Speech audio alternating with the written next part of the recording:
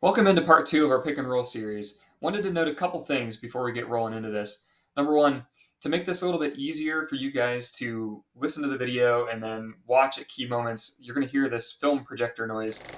When you hear that noise, that means that there's a clip on the screen that you guys can look up and watch relevant to the discussion at hand. Number two, I wanted to define a term that we use in this video and others frequently. That word is rotation.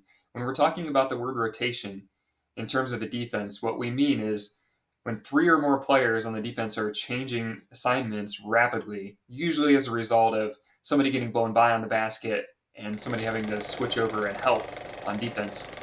We often refer to rotations as a negative thing in this video and other videos that are coming out in this series, and they are because if we're getting into rotation, that means that we've already been beat as a defense. However, a defense does need to know how to rotate effectively in order to minimize the damage done by an offense when you get into rotations.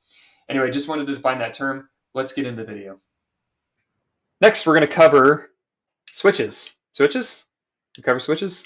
Let's do it. I Okay. love switches.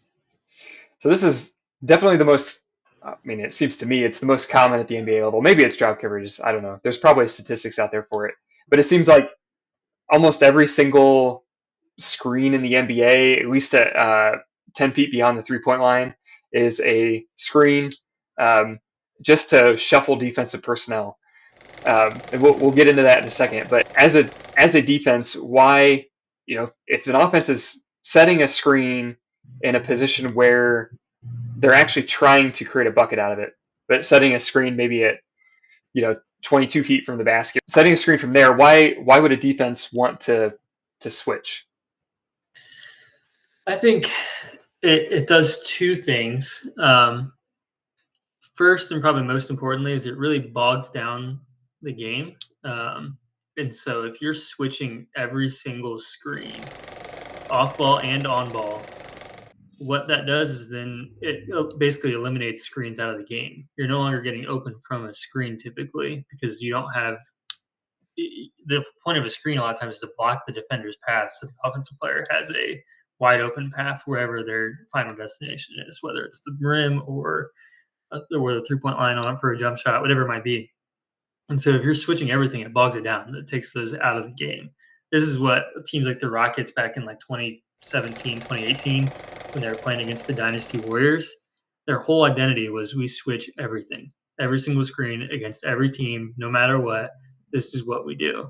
And it almost beat the Warriors. If it wasn't for Kevin Durant, they probably and a Chris Paul hamstring injury, they probably would have beaten them, despite being an inferior team because it completely disrupted their offensive sets. So that is the main strategy behind it. I think it also what it can do is if you're a very versatile team, if you have a bunch of like-sized guys,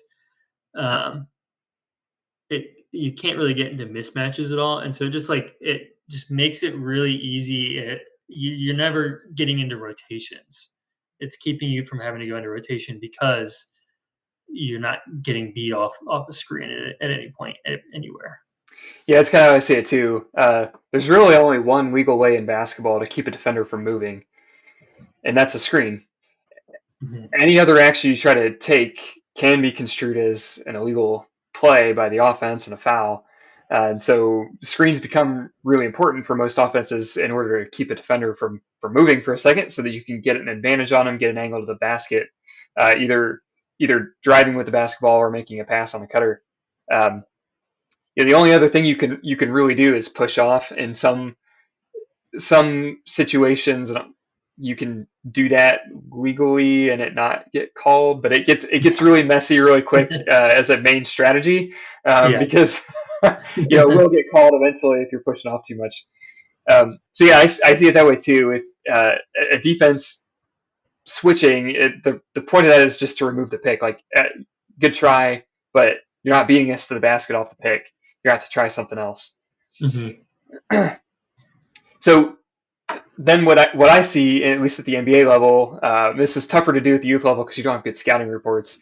But at the NBA level, I see those teams that switch a lot. The opposing team game planning their screens in order to pick on certain matchups. Mm-hmm. So this is where you see a lot of times where an NBA team will come down the floor and they'll set a screen at 35 feet, and you're wondering like, what are they doing? Well, it's LeBron trying to grab a mismatch that he likes, someone that's either too slow to guard him or not big enough, not strong enough, not fast enough to keep him from getting to the hoop. Seems like that's kind of the main counter on offense at the Mm-hmm. NBA level, anyway.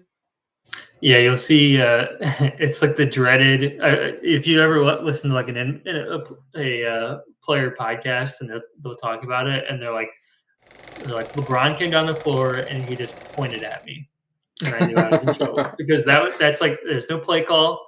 The play call is literally just LeBron just going, "You I want that come, guy. come up. You're setting a screen and you're gonna guard me." And like that's like a death wish for some of those guys. Yeah, creating Yeah. mismatches is definitely the biggest tool at the NBA level they're using to try to beat the switching defense. Yeah, we saw last year when you were helping us coach our fourth grade team, we saw a lot of teams on our base offensive set, and not to dive too deep in the weeds, but we ran a 5 out, and we would try to set screens on the corners immediately when we brought the ball down the floor to try to free up a player to receive a pass so we could get into an offense. And a lot of times, what we would see a team do is they would wise up to it after about the second time down the floor, and they would just stand there. They would just automatically switch. So even kids at that age would learn really quickly to switch everything, and Mm-hmm. it created a lot of issues for our offense because we no longer could get that first pass off. This is kind of painful. So Mm-hmm. yeah, I think it becomes really important when a team is switching like that all the time to figure out where your weaker defenders are and try to target them. Mm-hmm. Which maybe at 10 years old sounds a little diabolical, but it's the game, right? Yeah. If you're going to switch it, we're going to try to find our best matchup in that situation and attack it, get a bucket. It also requires the offensive part. It requires having one or two players that can go one on one and beat their guy. Yeah. You know, I considered myself a pretty good offensive player in high school. Not a very good defensive player, but I considered myself a very good or pretty good offensive player. I couldn't beat anybody one on one. That was not my strength. Like Yeah. you would not have given me the ball, and I was not going to point at a mismatch that I wanted. That was bad offense. That was gonna result in a step back three, desperation, and probably an air ball. No, we're the guys that walk onto the floor and we point and we say, that's the guy I think I can guard. I don't want anybody else on the floor. I just want that guy, and I want them to guard me. Unfortunately, yes. Yeah, maybe I could squeeze a shot or two off if that guy's guarding me. The other big counter I think is they call it a ghost screen or like slipping the screen, Yep. where the screener will come up. And typically, when a defense is switching, what they're waiting on contact, Hmm. especially at the NBA level, like in college levels too. The coaches will teach their players, we switch when you feel the screen. Until you feel the screen, you do not switch. You are guarding that guy, but once you feel it, then you're going to switch. And so, what offenses have started doing, they've started wising up to that, and they will go up and the screener will just touch him with a hand. He'll just reach out and he'll just like poke him. And when they do that, that's like a signal. Oh, I'm supposed to switch. Well, the screener's man is thinking he didn't make contact. Like when the screener's looking at it, they're like contact is like he like hit Hit him. him and Yeah. he like, actually set the screen. But when they just reach out and touch, the screener's not seeing that, and so that presents an opportunity because now that defender he is he's ready to switch to it, and the other guy's not ready to switch, Yep. and so it becomes a communication jumble, leading to potentially hopefully one of those guys getting open. Yeah, that's one I had written down too. Ghosting the screen. I think that becomes vitally important if you see a lot of switches and you're not able to create mismatches. You've got to find a way to effectively ghost that screen. Either slip it towards the basket or uh, pop out to the 3-point line if there's space out there to be able to take a shot. Uh, Mhm. Again, tougher at the youth level, and this requires the screener to really be on their game and understand what's going on. Mhm. You come down the floor 3 times in a row, and they've switched that screen, and we're not getting anything on it. Well, the next time you come down, you've got to ghost it. You got to come up, do what you just said, uh, make a minor amount of contact to make him think that the switch is on, and you're out of there before he can react to it, and Yeah. find yourself some space. It also requires, by the way, the ball handler to recognize that that's happening at the same time too, so that they're ready to get Mhm. that pass off. Yeah, But he's got to be ready to do it because oftentimes, that ball handler is typically dribbling, and yep, so he's either got to be able to make the pass mid dribble or be very quick picking it up and making that pass before the defense can rotate and take that away, which is yep. hard to do. You only get a split second. It's a very fast action, and usually the defense recovers very quickly. Hmm. So you get maybe a half a second to get that pass off. Yeah, Otherwise, the shot's not open anymore. yeah, exactly. Yeah, Yep. it's very hard. And on the defensive side, it requires really good communication. Like if I'm coaching, I'm typically teaching to the screener's defender is the one who's calling out what the coverage is because he's the play's happening in front of him. He can see it. And Hmm. so he has to be loud vocals so that everybody can hear it, not just the other guy, but so that everybody can hear it. Of stay, switch, switch, switch, switch. He's slipping, and he's so that everybody knows, and he's got to be communicating that. If he's not communicating that, the guy defending the ball has no idea. The screener's behind him. He can't see him.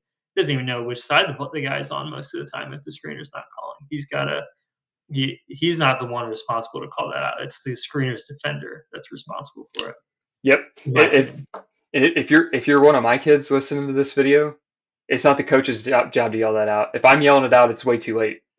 Yeah. The opportunity has been missed. Yeah.